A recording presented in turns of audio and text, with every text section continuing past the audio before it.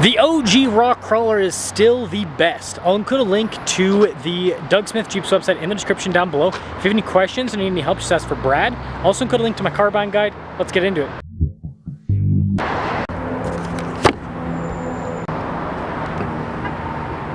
Under the hood is a turbo 2-liter 4-cylinder that goes through an 8-speed. Fuel economy is 20 around town, 22 on the highway, with power outputs being 270 horsepower and then 295 pound-feet of torque.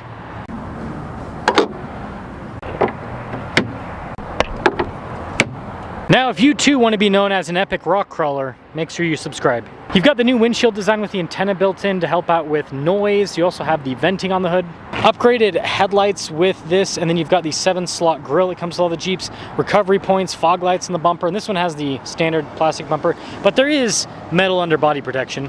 And of course, it's got that iconic Jeep look. Hopefully they keep this style forever. Tire and wheel setup is 285 by 70 by 17. You've got silver with the kind of satin black coloration, and yeah, nice all-terrain tires. One of the few modern vehicles that still rock and solid axles in the front and in the rear. This particular one has unpainted fender flares. You can see the Rubicon decal there, the Jeep badge, rock rail protection on the side. And this one happens to be a 4-door with the hardtop. When it comes to key fob features, we have our lock and unlock function. You've got the remote starts and then the Jeep logo on the back. Popping into the rear keyless entry, by the way. And the swing gate, super easy to open that up, and then of course the window. 12 volts here in the rear, and you actually have quite a bit of storage space in the back, which I think is nice. And this also has the cage. It does eat up a little bit of space, of course. Gotta love the taillight design there. You got a recovery point down below, and then we have the full-size spare on the back too. That will cap things off for the exterior on the Rubicon. Let's now check out the interior.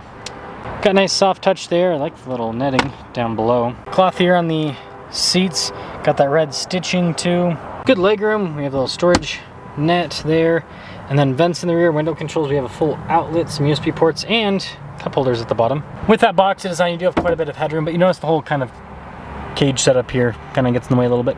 Keyless entry for up front, and let's check it out. Got heated mirrors with this one, and then you notice the mirror adjustments. Payload capacity is important, 850 pounds. Rubicon there on the seat, cloth trim, of course, and then the seat is manual with the adjustments.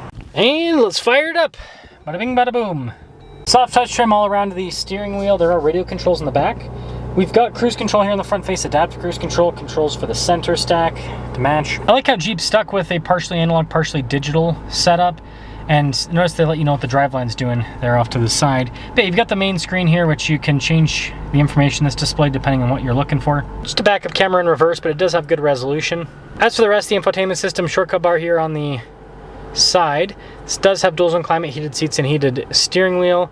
And yeah, I mean, I think that it responds pretty well. It does have the off-road pages, which lets you know off-road information like your elevation. We've got a bunch of physical controls below for the radio, the dual zone climate, heated seats, heated steering wheel to match, auto stop start. You even have your little off-road cruise control. Charge port area here. Window controls in the center, 12 volt, and then 4 auxiliary switches. Diff locks for the front and the rear. We have our Off-Road Plus sway bar disconnect on top of that. And then this has a part-time four-wheel drive system with a 2-speed transfer case. Shifter for the 8-speed. Man, it's a lot of light. Cup holders, got a little parking brake. Center console. Got a USB port inside. I like the trim there on the top. Got this beefy grab handle there, and then the hard top here is removable with a few latches. MSRP on this is $59,630. See how it performs. Let us set off in the Wrangler Rubicon.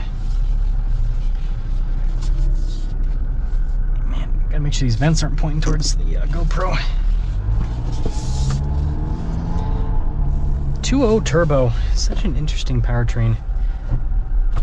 Jeep has taken forever to get us more powertrain, better powertrain options, I will say, because there's already a lot of powertrain options for the Wrangler.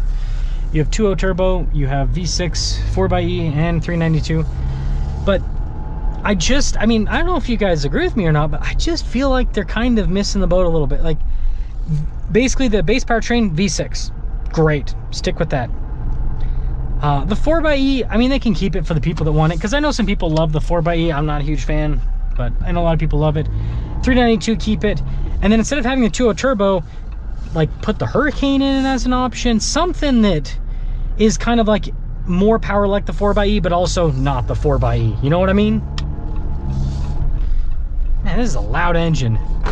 So one thing I don't like about 4-cylinders, turbo 4-cylinders, they're loud and rowdy because, again, it has to work really hard to move this vehicle. Now the Wrangler does, you know, come with 410 gears as standard. I should check if this had the upgraded. Forgot to do that. My bad. I don't think this has insulated glass.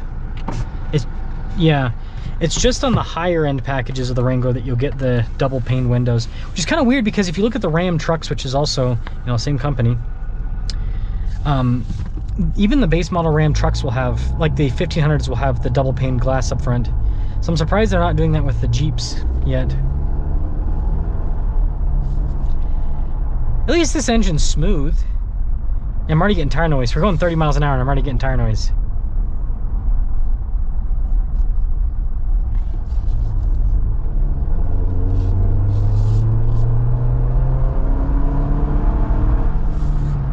Good power. Kind of. I mean, for a Jeep, right? And you know, I don't think I'd be so critical if the Bronco didn't exist. I feel like the Bronco with its horsepower and everything has kind of changed things quite a bit. Also, BMW ran the red light. LOL!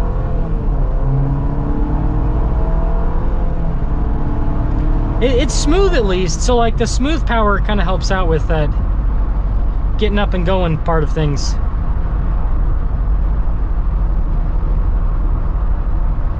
It's not bad at all.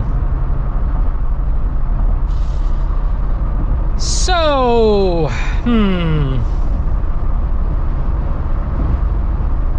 it's pretty noisy. I mean, I'm getting noise up here, I'm getting noise down there.